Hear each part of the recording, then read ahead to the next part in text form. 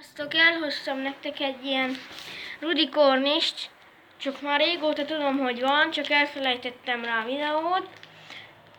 Lehet, hogy sokan ismeritek, ilyen Rudi Cornis. Hát, hallottam róla, de még nem kóstoltam meg. Csak most vettem észre, hogy van. A boltban láttam.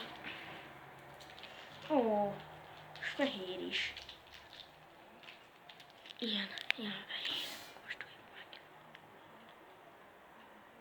Ez jó. Ja, és meg kék is. Jó. Ez nagyon jó. Nekem ez a tururudi nagyon finom. Próbáljátok ki. Ha tetszett ez a videó, akkor nyomjatok egy lájkot, iratkozzatok fel. Na, sziasztok!